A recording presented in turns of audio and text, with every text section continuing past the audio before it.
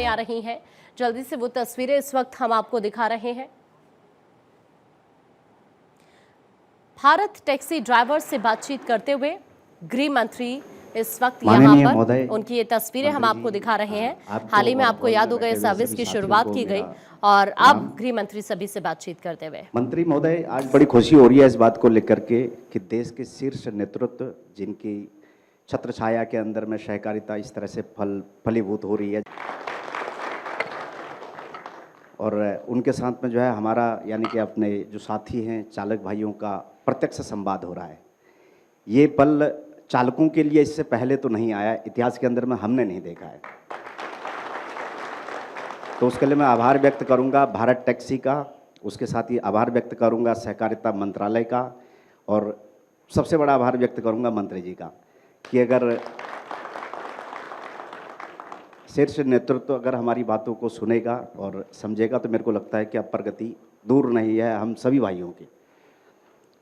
महोदय, पिछले 20 सालों से मैं जो है इस लाइन के अंदर में हूँ, ड्राइवरी लाइन के अंदर में। इससे पहले नौकरी करा करता था और बेसिकली मैं रहने वाला उत्तराखंड का हूँ और नाम मेरा धारा वल्लभ है। अल्मोड़ा ज़िले से बिलोंग करता हूँ, तो वहाँ से जो है रोज़गार के लिए दिल्ली में आए। दिल्ली में आकर के जो है ड्राइवर की नौकरी करने लग गया और 2018 के अंदर में मैं ऐप बेस्ड कंपनियों के अंदर में ड्राइवर के रूप में अपनी टैक्सी लेकर के संचालन करने लग गया। तो ऐसी उम्मीद तो लगाई थी कि बहुत कुछ होगा, लेकिन जब मतलब एक वर्ड सुना था पार्टनर, तो हमको पार्टनर बोला करते थी, तो वो वर्ड सुन करके हम भी अट्रैक्ट हुए। ठीक है जी, पार्टनर बन रहे हैं इतनी बड़ी कंपनियों के साथ में, तो उसके साथ में जो है हम भी हो लिए।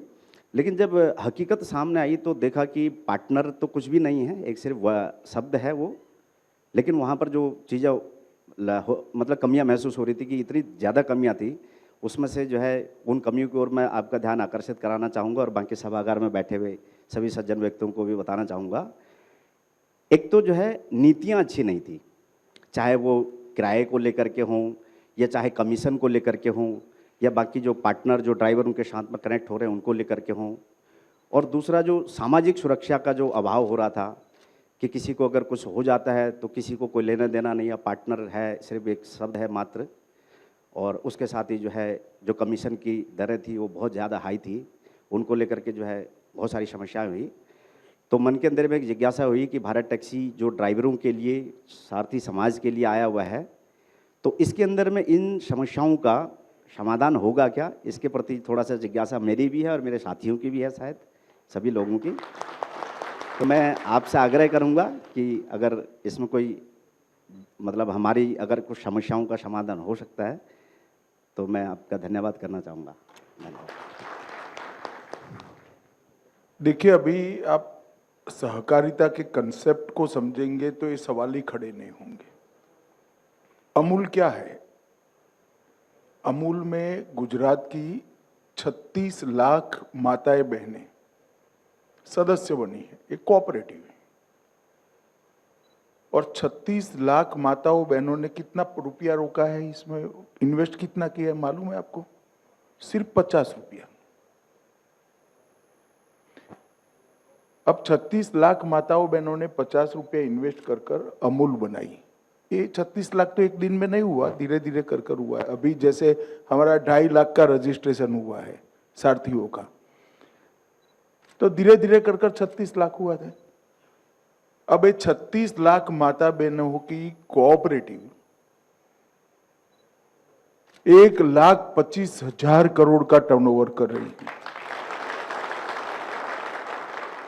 मैं गारंटी से कहता हूं, आपके घर में जो दूध का थैली आता है, या तो मदर डेयरी का दूध होगा या अमूल का होगा। बताइए आप लोग, आता है या नहीं आता है? तो 1,25,000 करोड़ में आपका भी इसमें पार्ट है। अब फर्क क्या है प्राइवेट डेयरी और कोऑपरेटिव डेयरी में? प्राइवेट डेयरी और कोऑपरेटिव डेयरी में ये फर्क है कि प्राइवेट डेयरी अगर ये 1,25,000 करोड़ का टर्नओवर करे, करती भी है कुछ डेयरियां, थोड़ा थोड़ा थोड़ा। अमूल जायंट है मगर 50 करोड़ 25 करोड़ का टर्न, तो उसमें पशुपालक माता के पास पशु का पालन कर दूध निकालकर डेयरी में भरती है, इसको सिर्फ एक निश्चित रकम मिल जाती है। अमूल में क्या होता है, अमूल में दूध एकत्रित किया जाता है, इसका आइसक्रीम बनता है, इसका थैली में दूध भी आपके यहाँ पहुंचता है, इसका पनीर भी बनता है, इसका दही भी बनता है, इसका घी भी बनता है, इसका दूध का पाउडर भी बनता है। अब ये सब बनता है तो मुनाफा भी होता है, पेड़े भी आप खाओगे, श्रीखंड भी खाओगे। तो ये मुनाफा प्राइवेट डेयरी में प्राइवेट डेयरी के मालिक के यहां जाता है। अमूल में ये बनाने का खर्चा जो 15% से ज्यादा नहीं, उन्होंने बताया 85%, एक्चुअल में 100%, बाकी का 15% तो बनाने का खर्चा है। जैसे आपकी वाहन आप चलाओगे तो पेट्रोल डालना पड़ेगा, ये तो खर्चा है ना। इस तरह से बाकी बना पूरा का पूरा मुनाफा वो दूध पशुपालन करने वाली माता के हाथ में, बेटी के हाथ में चला जाता है। और आपको आश्चर्य होगा, मैं आग्रह करूंगा सहकारिता विभाग को कि 25 माताओं बहनों का एक लिस्ट हमारी साइट पर रखेंगी जिन्होंने एक साल में 1 करोड़ से ज्यादा रुपए का दूध डेयरी में भरा है, जिनकी इनकम 1 करोड़ से ज्यादा है। अब कहने के तो वो भी गाय भैंस पाल रही है।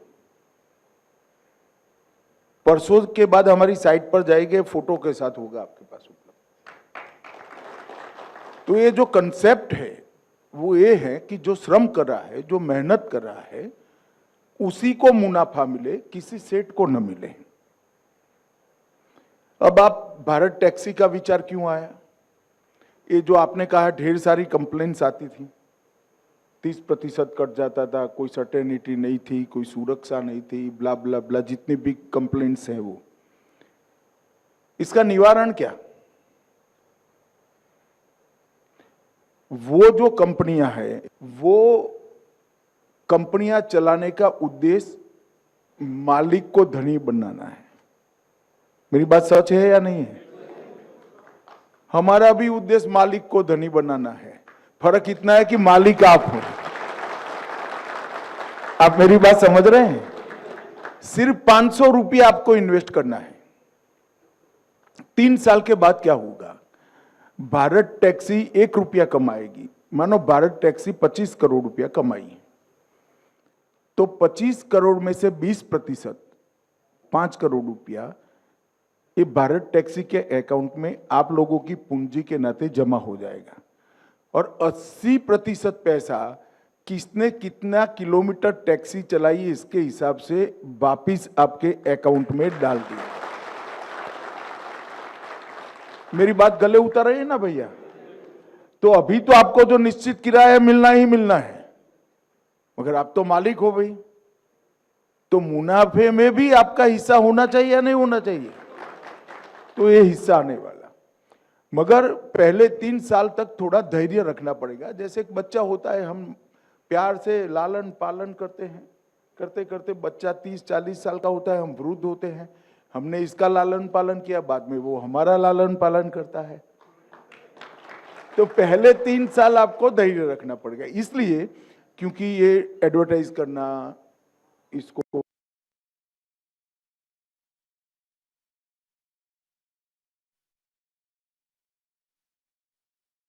एस्टैब्लिश करना, ये प्राइवेट कंपनियां इस पर जो स्पर्धा थोप देगी गलत प्रकार की, क्योंकि वो तो कमा कर बैठे हैं, तो इसको स्ट्रगल करने में 3 साल होंगे। और 3 साल में हम देश के हर शहर में लगभग पहुंच जाएंगे। ऐसा हमने रोड मैप बनाया, जहां जहां म्युनिसिपल कॉर्पोरेशन है हम 3 साल में पहुंचेंगे, तो ये संख्या हमारी बहुत बड़ी हो जाएगी।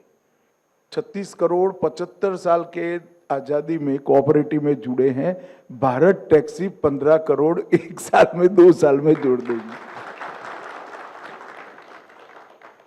तो इसको हम सब ने मिलकर मजबूत कराना पड़ेगा। धन्यवाद सर।